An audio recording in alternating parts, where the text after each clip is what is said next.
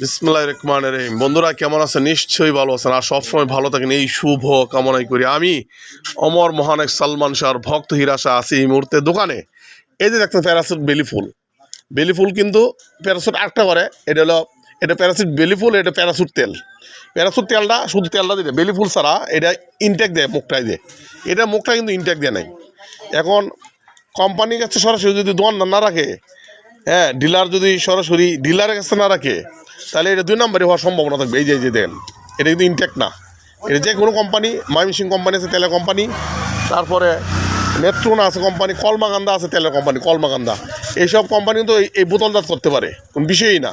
সুতরাং যেসব কোম্পানি এই বোতলটা সারবে, বোতলজাত করে, বা বিশেষ করে প্যারাসুট, এই বোতলজাতটা কিন্তু ইনটেক করে দিবেন, যাতে এটা 2 নম্বরে কেউ ডুপ্লিকেট না করতে পারে। এটা অনুরোধ।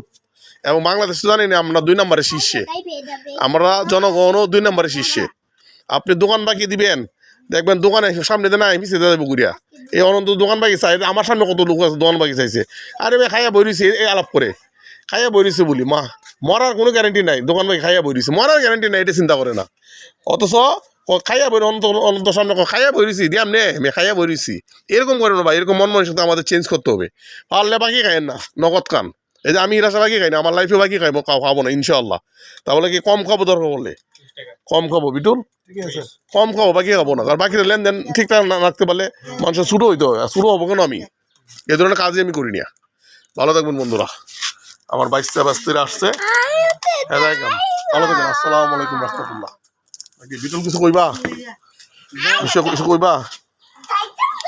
হীরা শাহ বলো। বলছে এটা আসলে সত্য, এটা খোঁজ নেওয়ার আসলে দরকার। এই যে দাও, ইনটেক করে দেওয়ার মুখ কাটা, এটা ইনটেক করে দেওয়া দরকার। হুম। হীরা শাহর কথা ঠিকই আছে।